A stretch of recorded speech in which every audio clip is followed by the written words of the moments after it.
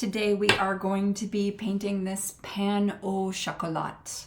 Yes, yummy, yummy. I had one for breakfast and it made me think that this would be a super fun thing to paint. If you have never painted bread before, it can be a little bit challenging because you're working within just a few values. Here is the reference photo. I actually, in order to trace this one, I cut this and decided to bring this closer and just to do it on a smaller piece. I thought this would be a little bit more fun for me this way. So feel free to do whatever you would like with this reference photo. Now, what's super important as you are painting this one starts before you even begin painting, as do most watercolors that we'll do together. It's very important that you trace as much detail as possible. So I really took my time in tracing details. It is within all of the little details that you will find that we are able to make this piece just kind of pop out. So I traced in the croissant as well as the font here. And we are going to begin with a yellow ochre color here.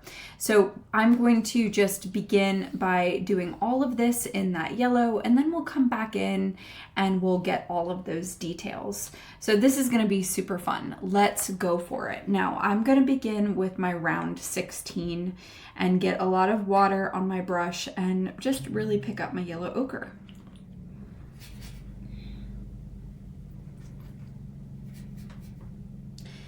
And I'm gonna go ahead and really just do everything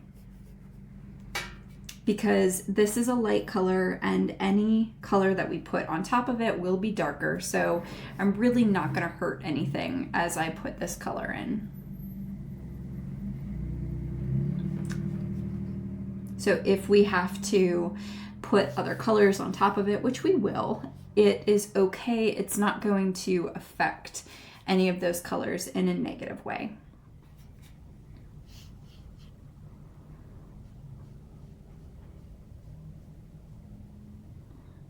And I'm using my round 16 because it can cover a lot of space quickly, which is what I'm looking to do here.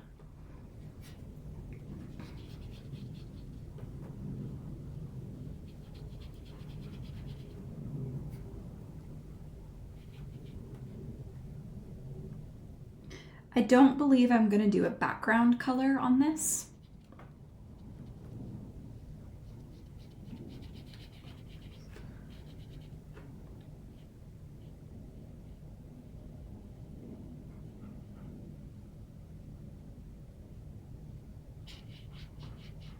Okay, now we're going to want this to dry before we move forward with the next pieces of it. So letting this dry. While we're waiting for this to dry, we can do the words. I was debating on what I wanted to do with these. Did I just want to let them be the way they are and outline them in a micron pen, or do I want to paint them? And I kind of want to paint them really just for the fun of it.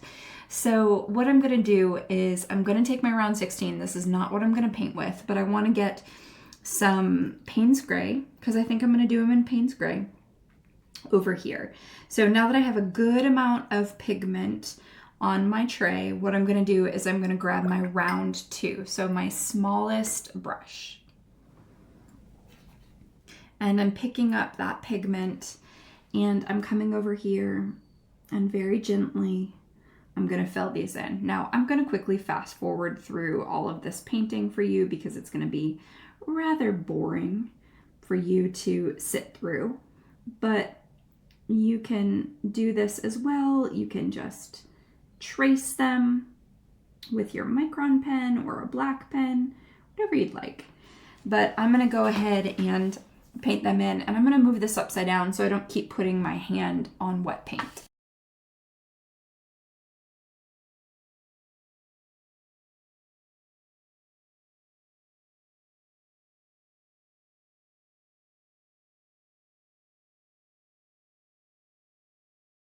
Okay, now we are going to work on bringing in some color. So let's go back to our reference photo, as we should always have this out and be looking at it. Remember, watercolor teaches us to see. What do you see? The next color I see a lot of golden yellow, right? And the color that I want to bring in for that golden yellow is my Candium Free Yellow in my Winsor and Newton set. So let's take a look here. I think that this Candium Free, if I do it lightly, is going to give me the look that I'm going for. I want to go back to my round 16 and I'm going to pull out the yellow.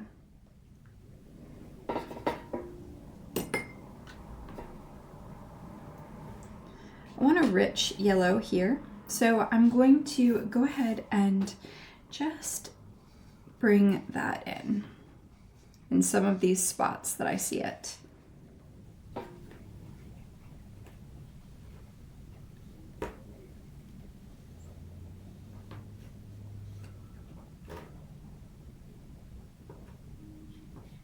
Okay, now we'll need this to dry, but I believe that we've really kind of got what we're needing out of this rich color here. Might even drop in just a little bit more to kind of capture what I'm hoping to grab. The next part that I want to get looking at this, I would say there is like a reddish color here, and that's really more of a burnt sienna that we can see coming into some of these places. So I'm going to start pulling in that burnt sienna into some of these places where I see that it could really work. Again, I'm using my round 16 just to pick up the paint and get it onto my palette. So I'm picking up my burnt sienna here. And I want to get a really good amount of pigment on so we can really capture that reddish color. And then I'm going to rinse off my round 16, get the pigment off, and pick up my round 6. So I'm using this color over here, and I really like what I'm seeing, the color that I see in here. It is really rich, and in here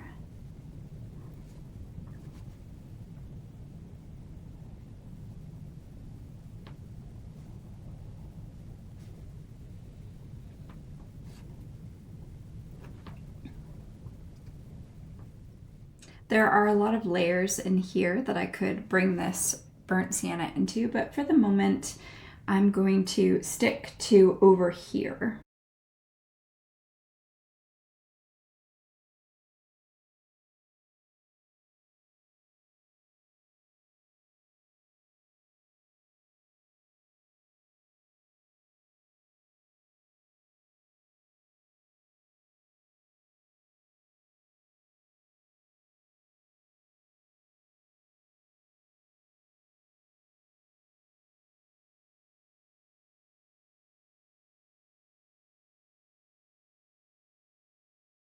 This is just a lighter version of that color.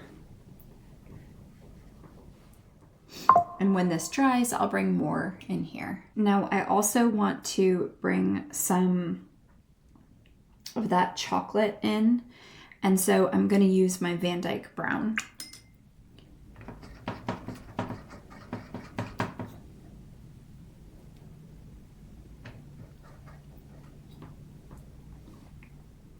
And that Van Dyke Brown is just going to bring that in here.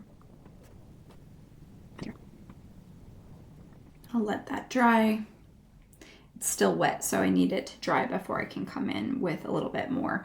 And you know, while I'm waiting for all of that to dry, what I really want to do is I want to grab a micron pen and outline my pan au chocolat, right? And again, I'm going to do this upside down, and I will fast forward so that you don't have to painstakingly watch me do this.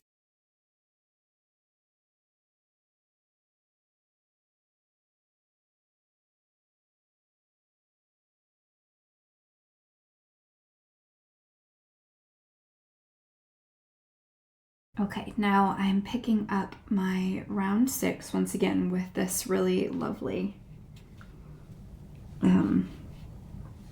let's just see how dry this is. I actually think in here it might be kind of a good idea if I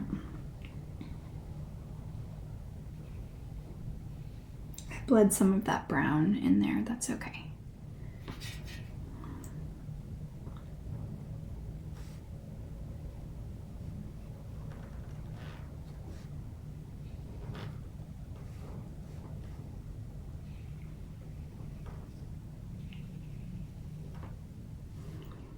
We're in that funky little spot where if we were to stop right now, we would probably not like this tomorrow. It's that weird place of we just need more detail. And you know, you've heard me say it before and I'll say it again. This is just a really nice lesson I learned from my incredible watercolor teacher, Sharon Larson. She would always say to me, most of the time, if people don't like what they've done, it's not that they don't like what they've done, it's they stopped too soon. You just stopped too soon. There's always more detail that can be kind of brought in. And that's what we're going to do here and right now. Just bringing in more and more detail.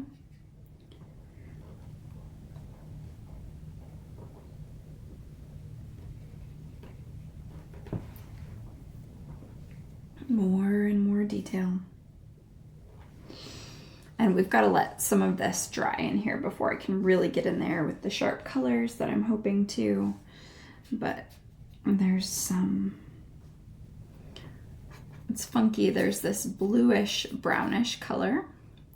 It's like a shadow almost that I see happening right here. And that kind of comes into here a little bit as well. And then down here I see, I want burnt sienna, but I want my burnt sienna to be a little more red than the color I've been getting. So I just want to bring that in.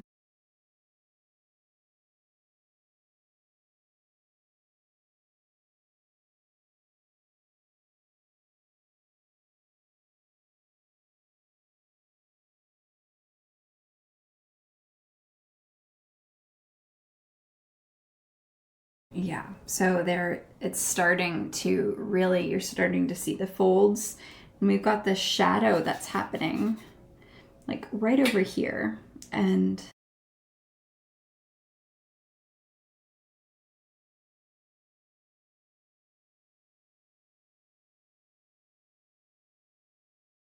there is a flakiness.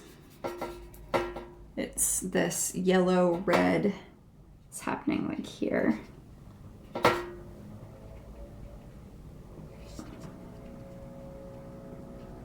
And that flakiness happens here.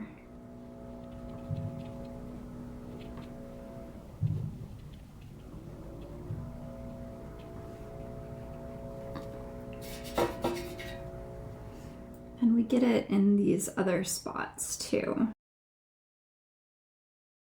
So as you can see, it is really starting to take shape, but again, we're not done. There's a lot more that still needs to be done here.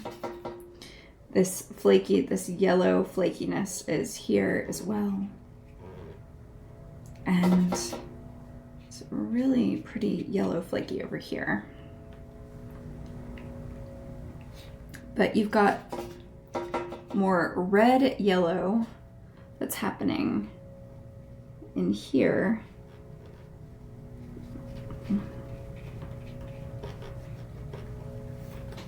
Okay.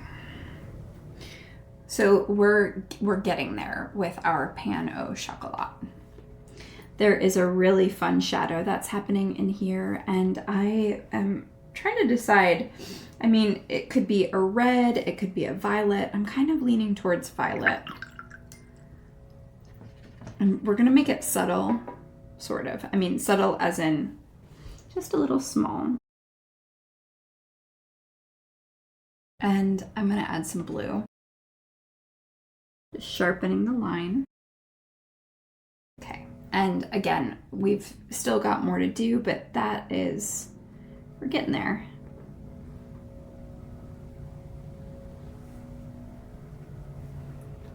I do want to sharpen up the brown, so I'm gonna make this brown a little stronger here.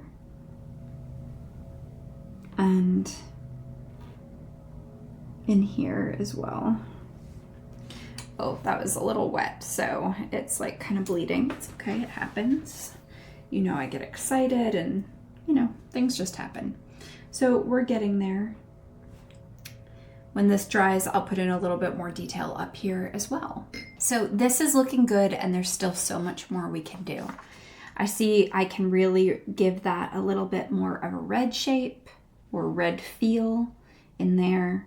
The shadow can be a little bit deeper in here to make that really feel like it's a shadow. And then over here on this side, you can see there's so much more texture that I could bring in with color. So the color will help me build the foundation of texture that I'm looking for. Also, it's a little bit darker here on this side than I've been able to do so far. So let's just start by making that dark in those areas before we get too much further along. I'm gonna do that by I'm adding a little bit of, just a teeny tiny bit of Payne's Gray to my reddish ochre colors that I have, and I'm bringing that, I think I need a little blue, bringing that in here. Now this we're gonna let dry, and then we're gonna come back over it. Okay, so there we go. We're adding some shadow, we're adding some depth. Now this shadow over here, I can really do a better job with that. So, and all I mean by better is just I'm adding more depth, I'm adding more color, and there you go. It looks a little bit more back set than it was, and I can bring it down here a bit more. And voila, we've got it.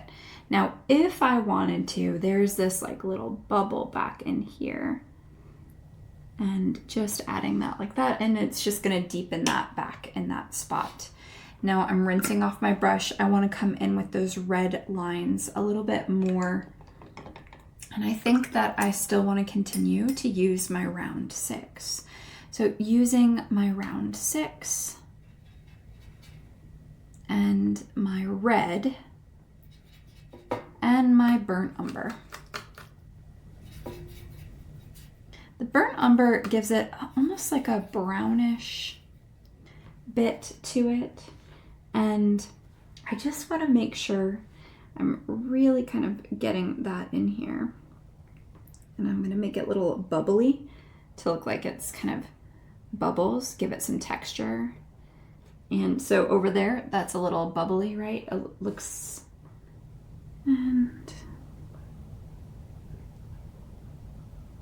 doing the same thing over here, grabbing that texture around and around, but the bubbles, right? So this is when it got hot. It was about to burn, but it didn't burn. So that's what's in here.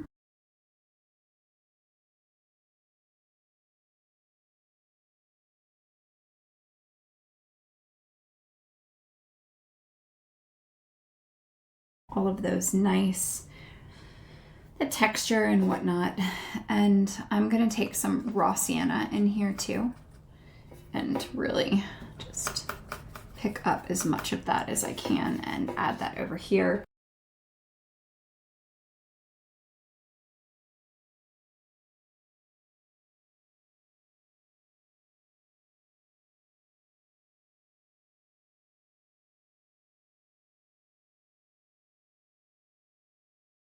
Okay, so as you can see, this is really starting to shape up.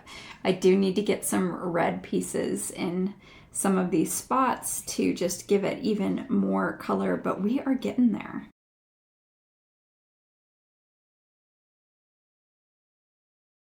Now I'm grabbing more red so I can get this together, and I need my burnt sienna along with my red. I am pretty happy with how this guy has turned out. What do you think? Did you enjoy this? I certainly did. I think it is done. Don't forget to sign it, and I'd love to see or hear how this one turned out for you. Maybe a little right here. It's hard to stop, right? Once you've started, it is so hard to stop. Okay, there we go.